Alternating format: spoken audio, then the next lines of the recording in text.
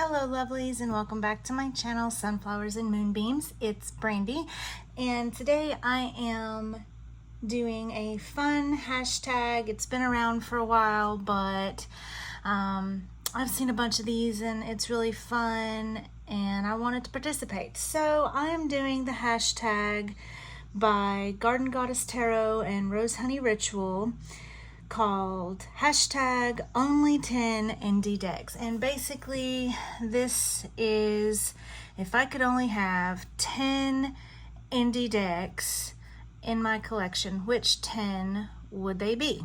And I'm gonna start with my tarot decks first and then my oracle, and they're not in any particular order whatsoever. So let's get into it.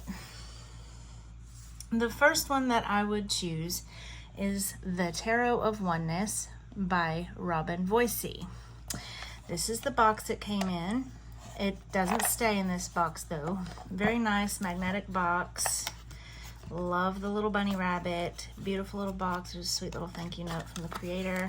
I keep this in its very own special box that I made because this is like my personal tarot deck. I don't read for anyone else with this deck. These are the backs. Beautiful matte, kind of like a peachy corally edging on it. And I backed this deck on Kickstarter and I love this deck. It is it has a mixture of animals and humans. But what I love about this deck is that it sucks you into the card. You are looking at the card as if you are in it.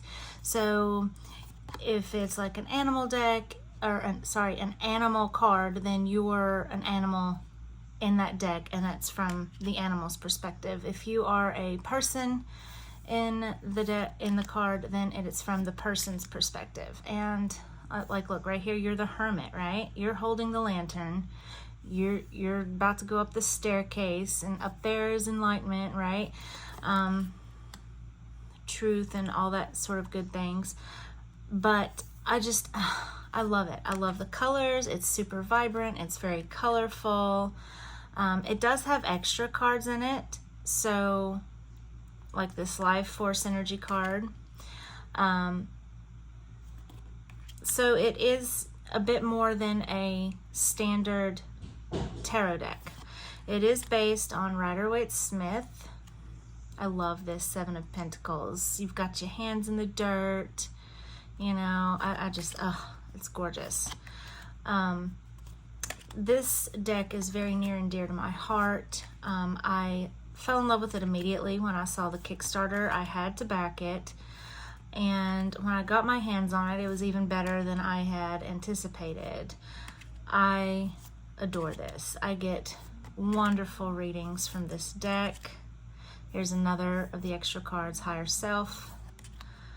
This, I love this. One of my favorite Two of Cups ever is the Pinky Swear. I do that all the time with my husband. We've done it since we were children. I do it with my children. So that's special. I like how in the Knights, which are labeled action in this deck, it looks like you are on the horse and you're seeing your shadow right into the scenery. I just, and you're pulling up this big boulder up this hill. It's super heavy, you know. I mean, and like this is what I was talking about when you come across an animal card in this deck. Is here is the goose that laid the golden egg, right? In the Nine of Cups, but you see the goose feet at the bottom, and it's like you were the goose looking down on your nest of eggs. And this is just a stunning deck all around. I love it. I love it. You are a whale in this, part of the Ten of Cups.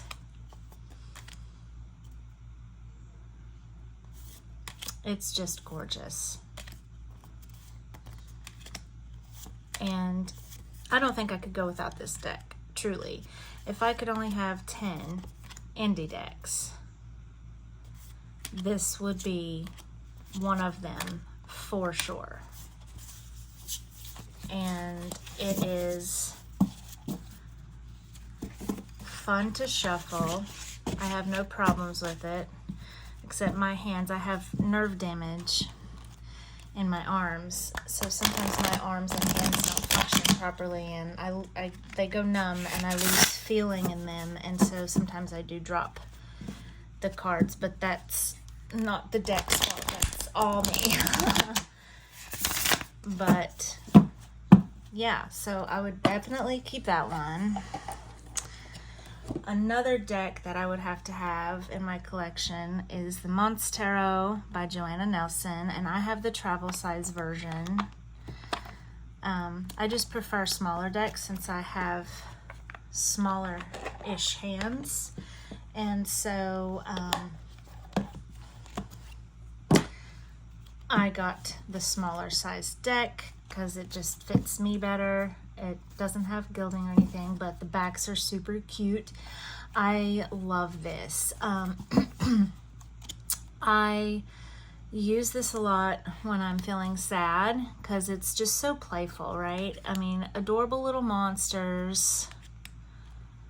It's super cute. It's good for inner child work. It's good for a pick-me-up. So like if you're having a bad day or you're just in a rough mood and you don't really want a heavy kind of tarot deck, or you know, you just want to get lost in another world for a while, I like to get this deck because it definitely gets you lost in another world, but it's a light and fun world, right? I love this Lovers card. Look how cute they are. Even the little snake is adorable. But yeah, I mean, this is a fan favorite for many people, but I love it also. It is just absolutely precious. It lifts my spirits. It comes through with the messages that I need, so I have no trouble, you know, reading with it. You'd think, oh well, it's a playful deck, and yes, it is a playful deck, but it still tells me the truth. But because the cards are so fun and childlike, I feel like, and imaginative, you know, it doesn't bring my mood down. Like, even if it has something kind of rough to tell me, it doesn't bring me down. So I really love this, and I would have to have this in my collection also. I mean, it's adorable, just precious. And that is the Monstero by Joanna Nelson. And the next tarot deck I would have to have, obviously, if you've been on my channel before, you're not going to be surprised by this. It's the Little Wizards Tarot by Push Kitty. Lovely little magnetic box. This deck does not come with a guidebook, but as I've said in previous videos, I don't need a guidebook for it because it's number one, it's RWS based, and number two, I am a huge Harry Potter fan and know all the characters and the entire story, you know, front to back. It has this beautiful purple matte gilding, and I can never get the camera to pick it up, but there's little flecks of like silver glitter in the gilding. I don't know if I can get the shimmer to show. Oh well. And here are the backs. It is reversible, and I love this deck. I do believe this is out of print now. I don't know if you can still get this. She does have a little like mini version on her website. I don't know if she still has it available. I know she said that it was for a limited time, like limited edition. And I don't know if she's going to be doing another version of the regular size like this one.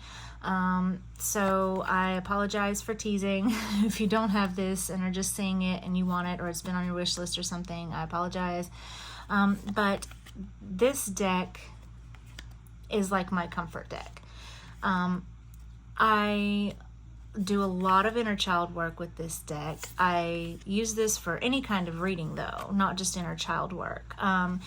It sucks me into a world that I loved growing up, because I grew up with Harry Potter from 4th grade. Is when I read my first book. I grew up with the movies coming out, waiting impatiently between each one. I've read the books many times over. I just love them. Okay, the story is amazing, the characters are wonderful, the lessons that the story teaches you is wonderful. And I love that there's a tarot deck that I can pick up that puts me in that place of something familiar, you know, that I loved and was comforted by when I was growing up. I love that. And so I reach for this a lot. I do also have the mini version though, and so since getting the mini version, I do use that more than this one, simply because I wanted to get a backup of this one actually. And that's because I used this one so much that I didn't want to damage it. And by the time that I was able to purchase another one from Push Kitty's website, this version was out of print. So I picked up the mini version because it was better than none. No backup. So I do use the mini version now when I reach for it most of the time, just because I'm trying to keep this one in as good of a condition as possible. But I love this, and since this is one of my most comforting decks, and it reminds me of my childhood, and it puts me in that place, and I use it a lot for that reason, I would have to have this one in my collection. Now, I know I said I use the mini one a lot more now, but if I had to choose between the two, I would still choose the full size version of it, because of the matte, like it's like a rose petally feeling kind of matte finish, and because of the purple glittery gilding, and because, you know, this one was my first, I guess. So this would have to stay in my collection for sure, without a doubt. Okay. And the next indie deck that I would have to have in my collection is the Neoteric Feminine Tarot by Spell. I did back this on Kickstarter. Now you can get this on their website and on Amazon. They do sell it on Amazon, however, it is still an indie deck. The creator posts it on their Amazon account, Spell does. So, and you can also purchase it from their website, the last I checked. Pretty plain little gilding. Oh, you hear my oven beeping there probably. Dinner's done, but it's okay, my husband will get it. But it has the gold gilding, and I would pick this one because this is what I would choose if I wanted like a RWS deck, you know, that didn't have a particular theme to it, right? This does have women in it. Obviously it is Neoteric feminine, so it is a feminine energy centric deck, right? There are a couple of men in it, I think, in like the Lovers and the Devil's card, but I'm pretty sure that's the only ones. But I love this because it is like RWS but modern, right? It's like a modern version, so it's much more relatable than the traditional RWS artwork. And I love the feminine energy in it, and I love the colors. I love the pastel pinks, the greens, the purples, the blues. It's just so my jam, right? And so, you know, sometimes you just want an RWS deck, and sometimes I just need to tap into that feminine energy, you know, and this is the one I prefer to do that with. It's very relatable where it is modern, and the artwork is stunning. Now, Spell does have two versions of this. There's this full resolution version where you have the artwork taking up the full card, and then they also have the keywords edition, which is perfect for beginners if you're just starting out, because it has borders around it, but in the borders on the top it has keywords for upright positions, and then on the bottom it has keywords for reversals. So it's perfect if you're starting out and trying to learn tarot to get the keyword edition of this deck, but all the artwork is the same. So I love it. I mean, look how cheerful and colorful it is. It's just, I just, yeah. And I like how this is not like a heart shape. It's like an actual heart, like anatomically correct. And this is just the most precious sun card. Look at that. But yeah, I mean, if I had to pick like an RWS, that's what I was talking about. There's a man in that one. But, and right here again. Yeah, this is the one I would pick because it's my color scheme. It's modern, you know, so it's more relatable for me to read with. And this is my favorite Four of Swords in any deck I have. I mean, is that not perfect for the Four of Swords? It's very inclusive. It has different body shapes. It has different skin types. It has different ages. I love it. It's wonderful. So yeah, I would definitely have to have this one. And the guidebook for this deck is probably one of my favorites also. I'll just show that real quick. It's a chunky little monkey, but it has a lot of good stuff here in the beginning, spreads, extra information. But what I love about it the most is that each card has 2 pages, okay? It has upright keywords, upright love meaning, upright career, upright finance, and then like a little blurb. And then it has a second page devoted to reversal. So it has reversed keywords, reverse love, reverse career, reverse finances, and then a little blurb, like generalizing it. And it does that for all the cards, not just the majors either. It does it for the minors also, and it does have a color picture in it. So this is like, it's tiny, but it's awesome, right? And the guidebook for the keyword edition is the same, so that's really good and helpful also. All right, the next indie deck I'd have to have is The Keeper of the Sacred Bee by Kelly Burton. And I love this tarot deck. Okay, first of all, let's just take a minute to appreciate the backs. With the purple foiled, like lavender foiled bees and the beautiful sunflowers, which we all know I love. And then like this beautiful lilac edging. And actually my tarot cloth I'm using at the moment is Kelly Burton's design for her Sacred Bee trilogy. So this one is RWS based, but it's digital mixed media art. So it's got a lot of stuff going on in the cards. Obviously, it is based on bees, and this one specifically is based on the keeper of the sacred bee, so like the beekeeper. She does have 3 decks in this trilogy. One of them is Journey of the Sacred Bee, which is more Thoth-based, and then she has an Oracle, which is Wisdom of the Sacred Bee. But if I had to pick one out of the 3, as difficult as that is, I would pick this one because it's RWS-based. And I just love the way she designed these cards. They're super colorful, very bright, and there's so much going on in the cards. Like, symbolism is there for the traditional RWS, but there's so much going on in the cards that you can also read this deck intuitively. And I mean, I love it. I love it. It's collage-y.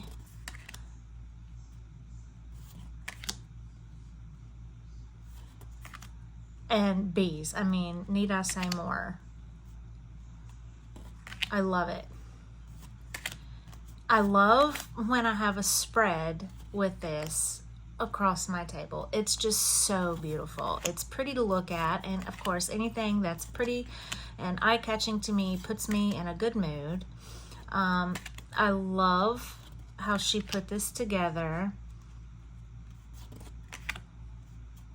And this is actually the deck that changed my mind about digital mixed media art or collage type artwork. I used to not like it. Then I saw this and I backed it also on Kickstarter. and I got it and I use it. I'm actually using this and the Wisdom of the Sacred Bee this week. And it's their turn in my deck rotation to use these. And this is another one that has the anatomically correct heart in it, so I love that. And I mean, I backed it and I got it in my hands, and it is stunning, even more beautiful in person than the camera can even do justice. And I would have to keep this. I would have to keep this. It just brings me so much joy to use and to look at. And sometimes I get it out just to flip through it, just because I don't know if it's the colors or the artwork itself or what it is, or because it's got bees and sunflowers all through it or what, but it just, it makes me happy. Is that not a stunning full card? And I love this. Look at the honey dripping down. Ugh, I can't even. Anyway, I would definitely have to keep this one.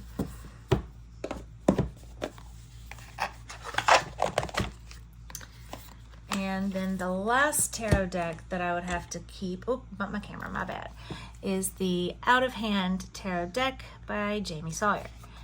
And it comes in this cute little box that lifts off from the top.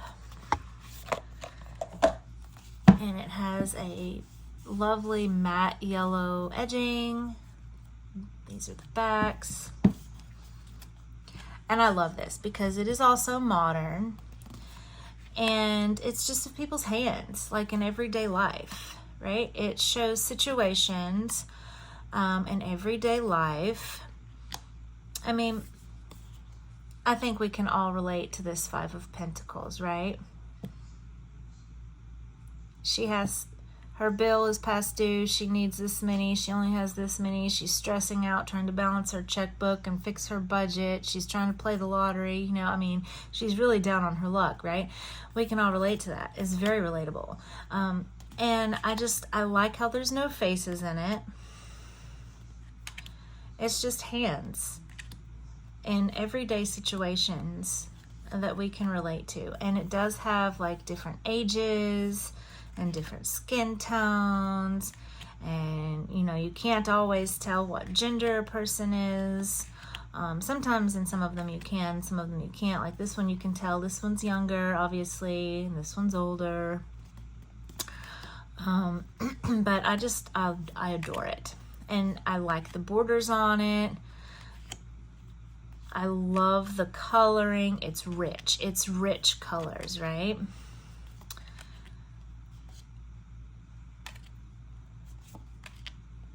It's stunning.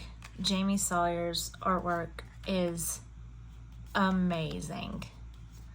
And she does put symbols, like symbolism of the traditional RWS in it. You can find it. And in her guidebook, actually, she goes over like some Easter eggs of where she's put the symbols at in the artwork.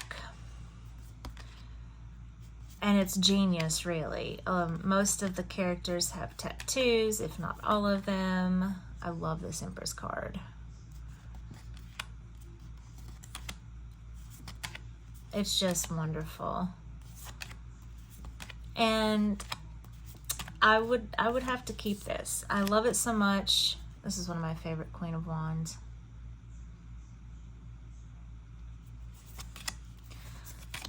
I would definitely have to keep this, for sure.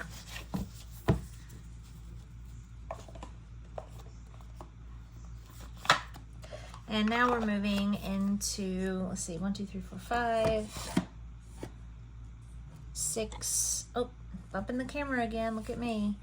Now we're moving into the Oracle decks I would have to keep. And the first one is my Earth, Moon, and Shadow Oracle.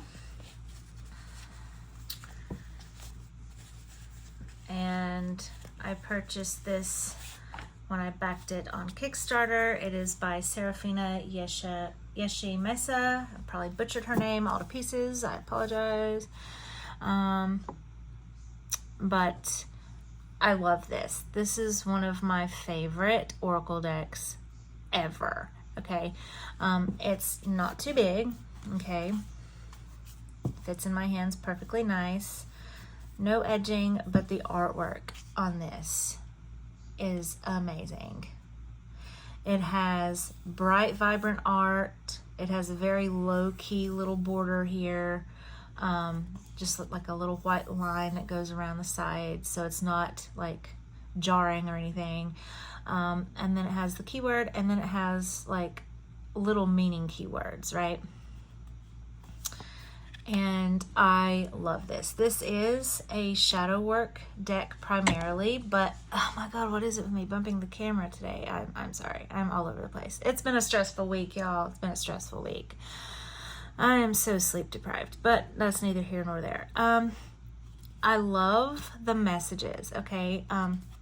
The first time I flipped through this deck, when I opened it actually and unboxed it, I was hit so emotionally by one of the cards I started crying. And I'm pretty sure that I unboxed this on camera, and I'm pretty sure that I was crying a little bit in that video. But anyway, it just hit me like a punch to the gut, you know, all in the feels, right? And the art is just, it's amazing. The artwork was by Kat L. Amsel, and she did a phenomenal job, okay? And the write-up in the guidebook by Serafina is awesome. And the messages that I get with this are deep, okay? And very healing. It's one of the most healing decks that I have. I reach for this very often. Not just for shadow work though. I use it whenever I feel like it, and the messages are amazing and uplifting and healing and just what I need in that moment.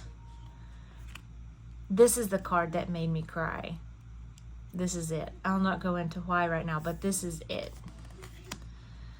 And I just instantly fell in love with it. It's gorgeous. I highly, highly recommend this deck. Anyway, I couldn't go without this one either. This would have to stay in my collection. It is safe forever. Okay, and then the next Oracle deck, Indie Oracle, that I would have to keep is Soul Tree's Ascension. Okay. By Allison Williams Yee, I believe. And it is an 80 card Oracle deck, and I love this. Okay, let me just... It is a chunky Oracle, okay? I mean, it's like the size of a tarot deck, really.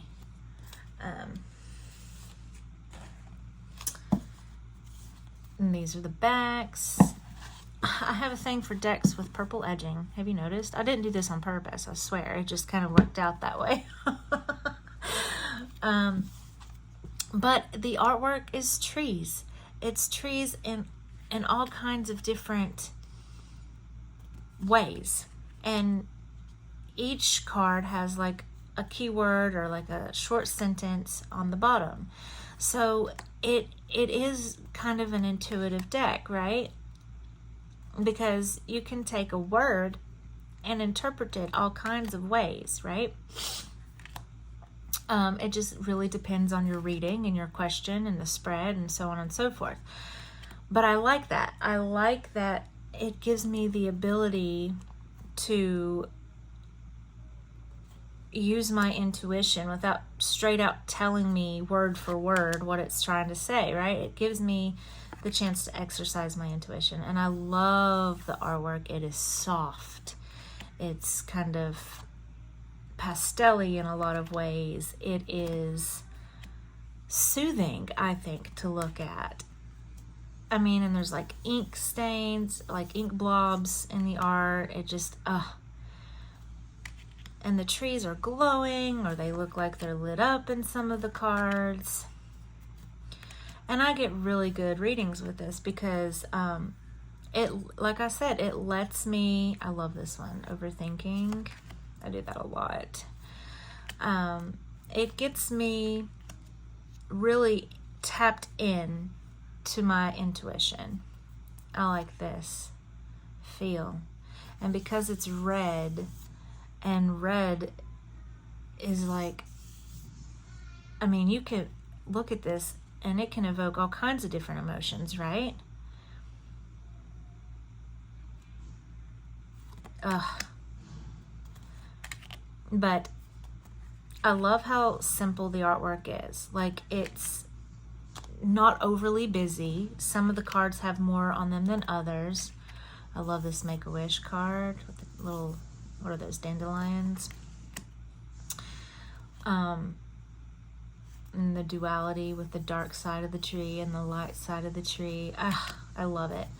But like I said, it has keywords that are positive. It has some that, you know, could take you to a more, kind of like a, I don't want to say negative, but more like a, like if you're reading tarot and you got the reversed. It kind of like that type of situation. So it doesn't, it's not all light and love and positivity, right? Liberation. This is a powerful card. I just love it. And I can use this with a multitude of decks. Like, because it's trees and it has different colors in it, like a large variety, it's easy for me to pair with a multitude of tarot decks. And I like that versatility. I really enjoy being able to pair it with different decks. Now, I will admit, I usually end up pairing it with my Tarot of the Trees 5th edition, just because they're both tree themed, and those are two of my favorite decks to use for grounding. Like when I feel very ungrounded and I just need to feel more connected to Mother Earth, I reach for those. But the Tarot of Trees is not in this list today, because if I had to choose between the two, I would pick this one. And that is the Soul Trees Ascension deck. I got that off of her shop on Etsy, I believe. And the next one that I would pick is the Little Bug Oracle by Joanna Nelson. Again, adorable little magnetic box. Adorable, adorable, adorable. All the things. Love the backs. How cute is that? Even the little spider doesn't bother me. Normally I don't like spiders, but I mean, that spider really doesn't bother me, right? This, I obviously, as you know, many people do, I use this with my Mons Tarot. And like the Mons Tarot, it puts me in that light, happy, childlike, playful place, right? It's uplifting. It's happy to look at. Like, even the kind of more sad cards, it doesn't make me sad. It doesn't drag me down. So when I need an oracle deck or oracle message and I want something a little more soothing, I like to go for this. It is in many ways the way I feel about the Mons Tarot deck, except an oracle and tiny little bugs instead of monsters. And these little bugs do show up in the Mons Tarot, so they pair perfectly together. I love the keywords. It's just enough to get me started. It is also another one, you know, where I use my intuition with it. But the guidebook is good too, into explaining the meaning of the card if you need that. But you don't have to have that, right? Like me time. It's, you know, pretty obvious what it's saying you need.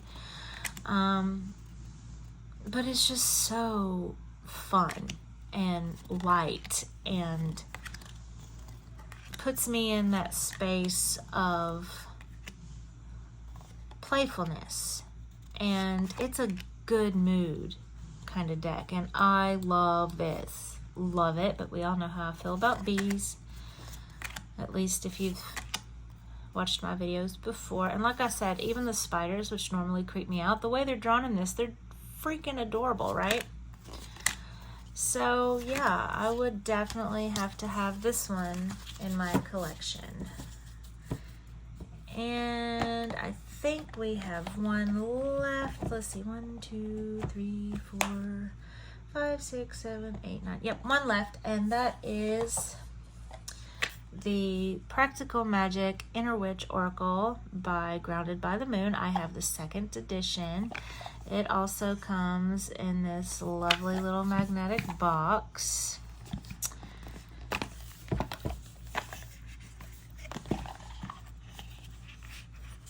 There you go.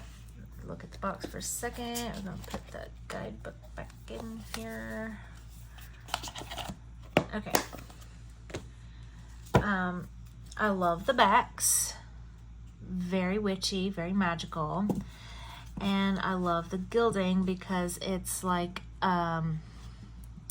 this is the new moon version. Now you can get this deck and the tarot deck that they came out with last year. You can get them in 2 different edgings. You can get the new moon, which is the black holographic, which is what I have, which I don't know if you can see the rainbow or not. Can you see it? Ooh, okay.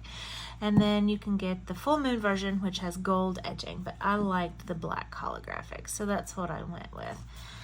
But I like it because I have been a fan, number 1, of the movie Practical Magic since I was a very, very young child. And I also like the simple artwork on it, right? It's not cluttered. It's not, you know, a whole bunch going on. It's one little thing, right? And then it tells you what it is up at the top, and then it gives you the keyword at the bottom. And I love this deck. I love the messages. I like using this for magic, or sometimes I'll use them for meditating. I'll just draw a card and meditate on it, you know, try to meditate the meaning a little deeper. But I love the nods to the movie that are obviously in it. Midnight Margaritas, Truth, I love it. And there are the sisters. But yeah, I love this. I love how this connects me to like the witchy side of things, and I love how simple the art is. I like the keywords that they chose to put on it. It puts me in that space of, you know, it just feels magical to me. It feels magical to me. And because I've seen the movie, I understand the keywords and I understand the nods to the movie that are in here, but you don't have to have seen it to use this deck, because it, you know, it explains it pretty well, I think, in the guidebook, to where you don't need to have seen it to be able to use it and appreciate it. And that is the 10th and final deck that I would choose if I could only choose 10 indie decks for my collection. It's been really fun filming this, and I hope y'all enjoyed it. If you did, please leave a like down below. It really truly helps my channel, and I really do appreciate that. And leave a comment down below for me and let me know if any of these decks would be on your list if you could only choose 10 indie decks. If you know anyone that enjoys tarot and oracle content, please feel free to share my video. And if you haven't already, click subscribe down below and the little notification bell so that you'll be notified when I post new videos. As always, y'all, thanks for watching.